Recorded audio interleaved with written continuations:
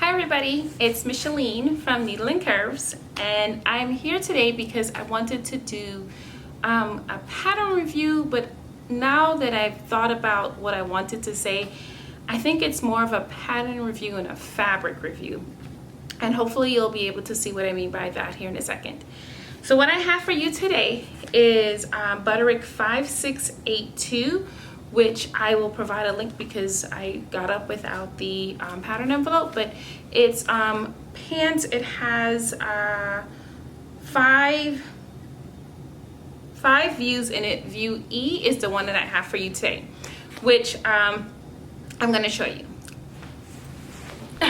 I'm sitting on the floor because I really wanted to give you all an honest view. Hi, Dusty. My dog Dusty's in the background.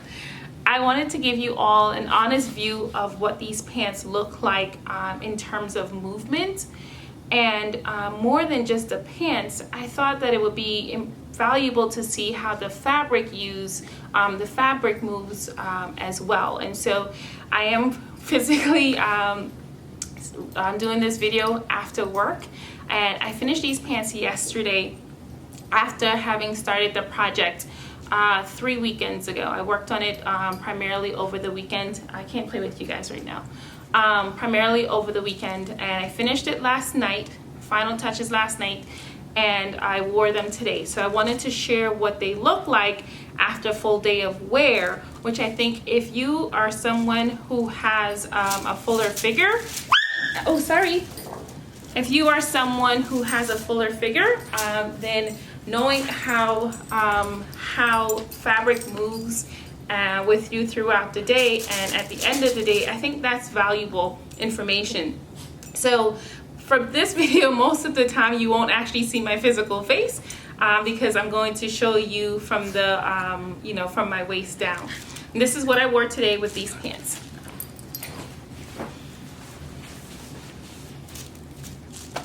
All right, so let me step back a little bit. My puppies are playing on the floor, but they don't knock the camera over. So here the pants are. I made them in, hey, quick. I made them in a stretch cotton sateen from Mood Fabrics, which this fabric was not my initial,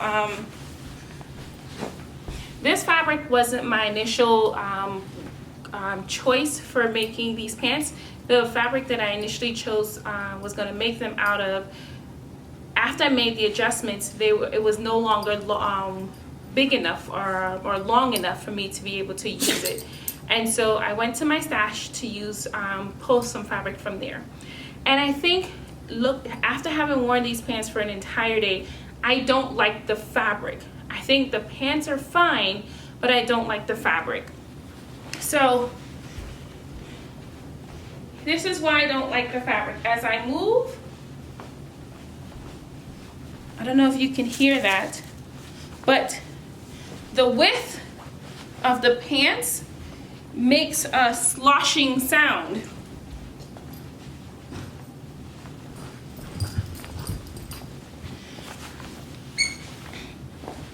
The pants make a sloshing sound. So while I'm at work today, every time I got up from my desk, I could hear myself walk, and that was absolutely irritating. So I don't think I will wear these pants again to work because I work in a very quiet space, and I really don't want to announce every time I need to go use the restroom or go anywhere away from my desk. So I will probably not be wearing these pants to work again. As far as the fit, well, here it is. It fits, what do I say? Standing up, I have enough room in my waist. From the sides, I have enough room in my waist. When I stand up, it's just not sitting directly at my waist. And that is, I think, a problem that I have to figure out over time. And it may very well be an issue with the instructions that I followed. I can't play with you right now. Let me share with you. I'm gonna raise the camera up again. Okay, so now that I've spoken a little bit about the fabric, which again, I have more issues with the fabric than I do with the, I feel like I can't really report on the pants as much as I can, as well as I should, because I think the fabric choice was a poor one. I think this fabric, which I will link below, would be a much better choice for, say, a jacket, like a blazer or something like that, or a skirt. But for someone, or perhaps even straight leg pants, these, the trouser, which is View E, which is what I made, has a wide leg at the ankle, and that when I walk, it just made too much noise, and that made me feel a little uncomfortable. But with that being said, I would definitely use this fabric again, either in a jacket or Dusty. Either in a jacket or a skirt. I believe I have some more, so I may give that a try. So let me tell you now about the actual making of the adjustments that I did. As usual, I cut the size 20 because I have a 44-inch hip. Now, I will insert some photos of my fitting experience and my fitting photos that I took along the way. My dog is playing with this toy. So I initially tried cutting just to size 20 and adjusting the waist, because I knew that generally speaking I need to add about 5/8 of an inch at the side seams so that I have enough width to go around my body. So that was my very first thing that I did.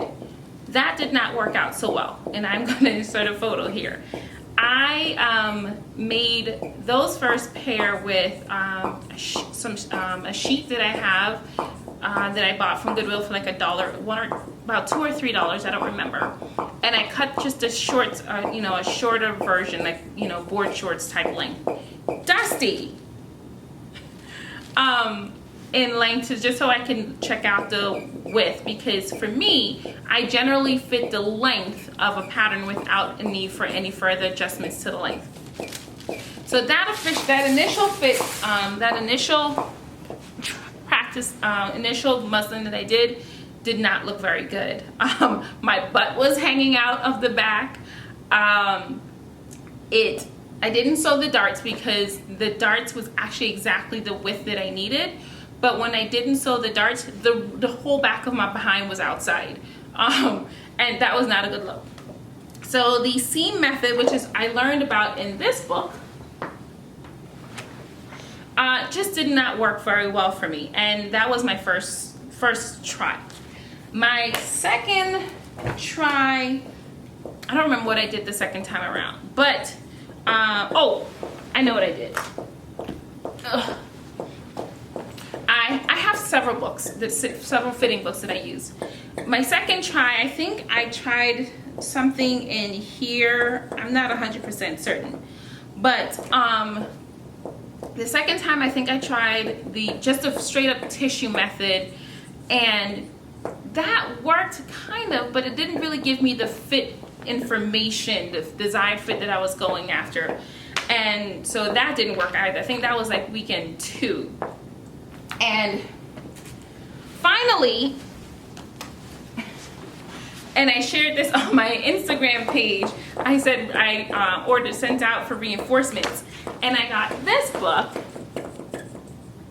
which is Pants for Real People by Patty Palmer and Marta Alto, and this is the 2nd edition, I believe. Yes, updated 2nd edition. And this book, honestly, this book combined with the Singer, the Perfect Fit book, really helped me to understand, helped me to get where I needed to go. So I combined the information from both of these books to get me where I needed to go. And so what ended up happening was, this was another sheet that I used. I made the full length version to check the fit, because I felt like I would have a better outcome once I applied the strategies learned in these books. And so I have with me just the back of the pattern tissue fitting.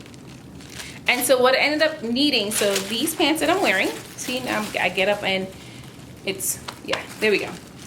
I ended up adding 1 inch in length, so I ended up having to lengthen the crotch curve 1 inch.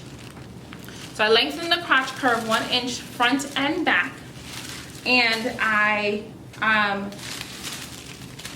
in the very back I used what did I do? Oh, I needed to add another 1.5 inches. So in the back I needed a total of 2.5 inches. And what I did, I divided that 2.5 inches, that second 1.5 inches in 2 slices. So if you look at the tissue here, here's one right here, and here's the other. So I used the slash and spread method of adjustment, which I found in this book. Let me see if I can show you. Oh, here we go. So hopefully you can see that illustration right here. This is the, so I cut a line all the way from the side seam all the way from, yes, from center back all the way to the side seam, and then I was able to spread that wedge apart to give me what I needed to. And I used my muslin to help me decide where I wanted to do that slash and spread. This pattern has pockets, 2 side pockets, and I did not want to interrupt the placement of those pockets, and so I actually ended up making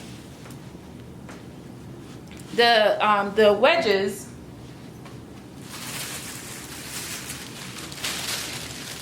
I ended up making those slash lines at places that would not interrupt the placement of, say, where those pockets were, where those pockets are. That also, that top line actually ended up allowing me to lengthen the dart, which those darts are in the back. I don't know if you can see that. Yeah, they're right here. That's everything for the adjustment. So the interesting thing about when I did the adjustments was that I did not have to add width. Once I lengthened the pattern to in the crotch curve, in the crotch length, the rest of the, this right here is the end result. I didn't add anything to the width of the pattern at all. I guess the question is, am I going to sew this pattern up again? And the answer to that is yes. I absolutely will sew this pattern again. I will try this again, and I definitely will use lighter weight fabric. I have some suiting that I bought from Joann, a couple of the original suiting fabric that I was going to use. It's much lighter weight, it's drapier. In fact, let me go get it. Okay. So here I am. I have this suiting fabric here, which is what I'm going to use to try this again. So this is much drapier. I might actually narrow the leg a little bit because I think that might look really nice. What else would I do? Oh, the directions. The directions, do they tell you entirely too late to do the stay stitching? And I think that is the reason why I have so much room here, because I tried the fitted these pants on as a fabric fitting option before I added the waistband, and I think that was a mistake. I did not add the stay stitching like I know I should, even probably because the directions didn't tell me to, and it was the first time I sewed the whole thing with the waistband on, and that's a mistake. So I would suggest doing your stay stitching cross the top after you add the pocket part as soon as you sew it onto the, as soon as you attach it, because that then will minimize the amount of stretching, if any stretching, of the fabric. What else? I think that is everything. I know I'm a bit rambling here, but I will add, I will write up a blog on these pants specifically, and all the details that I mentioned here and things that I may have forgotten. I will add all of that on my blog at needleandcurves.com, and I will provide a link to that blog post below. If when you're watching this and I have not yet posted that link, it's because I haven't written the blog yet.